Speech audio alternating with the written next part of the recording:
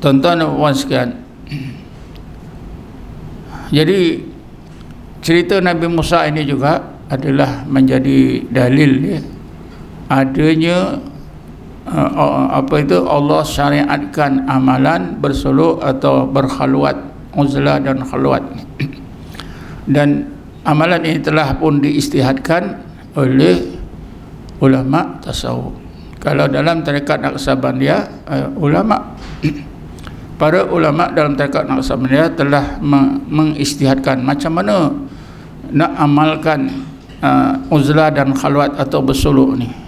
Lengkap tuan-tuan sebab itulah ilmu dan amalan tarekat ni bukan setakat zikir-zikir, wirid-wirid saja tuan-tuan Selanjutnya kita tengok tengok di dalam cerita Ashabul Kahfi. Biasa juga setengah ulama tasawuf menggunakan ayat 16 suratul Kahfi sebagai dalil bahawa dalam Islam ada disyariatkan uzlah dan khalwat atau amalan bersuluk. Ayat 16 suratul Kahfi, bismillahirrahmanirrahim. Wa idh tazaltumuhum wa ma ya'buduna illallah fa'u ilal kahfi yansur lakum rabbukum min rahmatihi wa yuhayyi lakum min amrikum mirfaqa. Ini perintah Allah. Allah perintah kepada siapa? Ashabul Kahfi, pemuda. 7 pemuda Ashabul Kahfi. Bulan apa itu bulan 3 saya dengan rombongan dapat katanya gua Ashabul Kahfi di mana di di Jordan dapatlah masuk.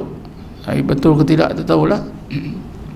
Tapi memang tempat itu katanya tempat Ashabul Kahfi, gua tapi sudah dibangunkan dah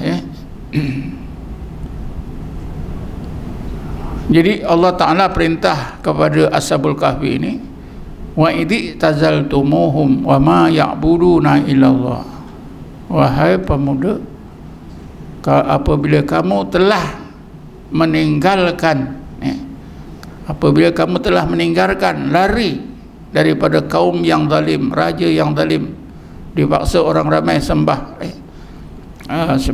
berhala. Wa ma ya'buduna, kamu tinggalkan mereka dan tinggalkan apa yang mereka sembah kecuali Allah. Fa'u ilal kahfi, maka hendaklah kamu pergi masuk berlindung ke dalam gua itu. Yansur lakum rabbukum min rahmatihi, nanti Tuhan kamu Allah sentiasa melimpahkan rahmatnya. Wa yuhayyi lakum min amrikum mirfaqa, dan Tuhanmu Allah juga akan membantu kamu, akan membantu urusan kamu dengan sebaik-baiknya. Ini kan satu bentuk uzlah dan khalwat Allah perintah. Jadi setengah ulama tasawuf sama juga, apabila kita merasa perlu nak menghampirkan diri kepada Allah, perlu dapat rahmatnya, perlu dapat pertolongan Allah, maka kita tinggalkanlah rumah kita, tinggalkanlah kerja kita, duduk satu tempat seperti Ashabul Kahfi. Ada juga tuan-tuan orang alim ni kata tu tak boleh tiru, itu bukan umat Nabi Muhammad Ada pula sebenarnya apa saja yang disebut oleh Allah dalam Quran tu untuk kita, untuk jadi panduan kita, sebagai contoh teladan kita, boleh dibuat Ada juga yang menyebutkan yang tak maulah berkhalwat. Nabi bertahanus itu sebelum Rasulullah menjadi Nabi dan Rasul, itu tak boleh nak diikut, itu bukan syariat Islam. Tetapi kalau bab-bab lain tuan-tuan, semua kena ikut. Perangai Nabi masih kecil, masa muda, Nabi miaga, Nabi pemiaga, kita mesti miaga. Kalau bab-bab itu semua boleh, tapi bila bab zikir ni ada yang tak boleh pula. Sebenarnya apa saja yang Allah sebut dalam Quran boleh, itu adalah menjadi contoh teladan ikutan kita boleh buat, kecuali apabila ada larangan. Itu tak boleh pula. Apabila ada larangan daripada Rasulullah disebut ataupun ayat-ayat itu sudah dimansuhkan. Tuan-tuan dan puan sekalian, jadi jelas ya, amalan bersolok beruzlah ni disyariatkan oleh Allah. Kemudian kita nak tahu ya, apakah hikmahnya? Apa hikmahnya? Hikmahnya terlalu banyak, tuan-tuan. Salah satu hikmahnya ialah dengan cara tabtil, sebenar-benar tabtil kepada Allah, bersolok ni. Bersolok ini adalah satu amalan yang dapat dianggap sebagai satu kaedah ya. Kaedah yang membolehkan kita bukan saja dapat memahami, tapi akan dapat mencapai apakah yang Allah maksudkan mengenai ayat-ayat Quran. Ayat-ayat Quran tu ada hakikatnya, berlapis-lapis.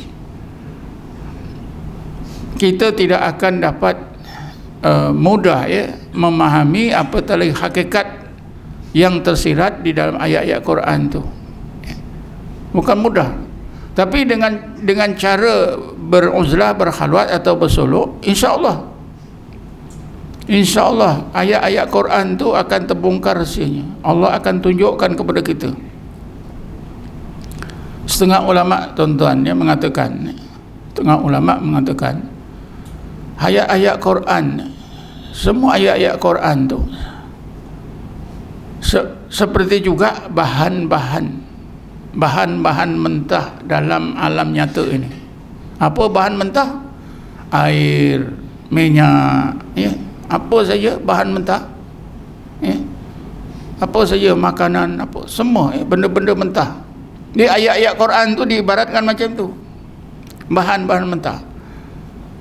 Bahan-bahan mentah pada alam zahir ni macam minyak, macam air,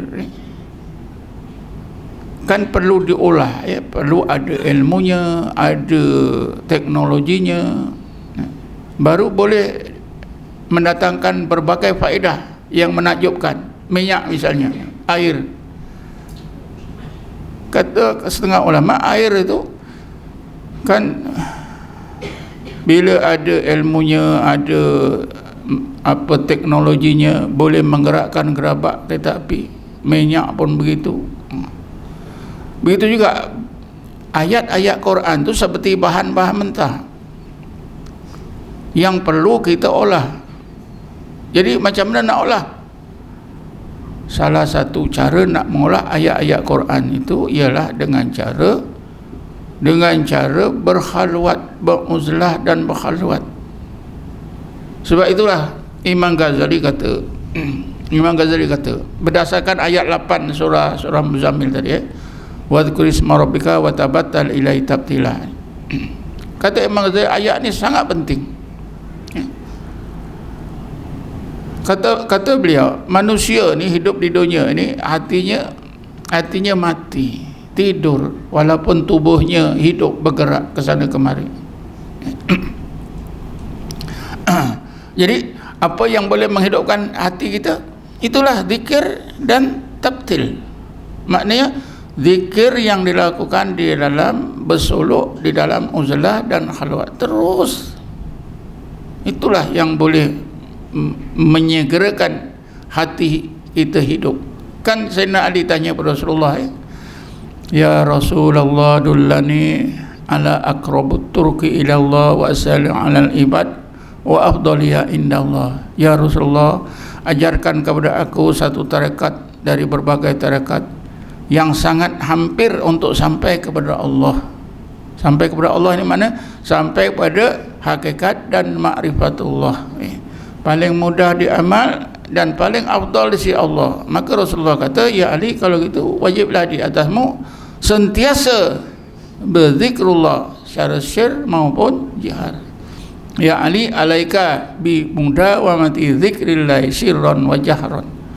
Jadi semasa seseorang itu berhalwat tuan-tuan, berzikir saja Allah Allah Allah, berzikir saja terus menerus. Yang Sayyidina Ali kata aqrabut turuq ila Allah, jalan yang paling dekat untuk sampai pada hakikat dan ma'rifatullah. Itulah caranya. Jadi amalan bersolok ini tuan-tuan adalah satu amalan yang merupakan satu kaedah di mana nanti Allah bukakan, hidupkan hati kita, kita diberi oleh Allah apa rahsia-rahsia yang tersirat dalam ayat-ayat Quran tu. Sebab itulah Imam Syafi'i kata, Imam Syafi'i ini pernah berkhalwat uzlah. Kata Imam Syafi'i, man arada an yaftahallahu qalbahu wa yarzuqhu al-ilma fa alaihi bil khilwati wa taqlilil akli wa tajnibi sufaha wa ba'dil ulama alladhina laysa lahum insafun wala adabun. Ini Imam Syafi'i kata. Apa maknanya? Apa maksudnya? Man arada an yaftahallahu qalbahu, siapa yang mau berbagai hijab hatinya dibukakan oleh Allah. Ini antara hikmah orang uzlah halwat hijab hati kita mudah dibukakan oleh Allah. Wa yarzuqhu al-ilma, dan dikurniakan kepadanya sesudah dibuka hijab tadi, dikurniakan oleh Allah dalam hati tadi ilmu yang tak boleh didapati kecuali dengan bersolok, berzikir. Ini yang dicari oleh Imam Ghazali fa'alai bil khilwati, wajiblah di atasnya berkhalwat, bersolok. Kita selalu dengar hijab hati. Apa hijab itu tuan-tuan?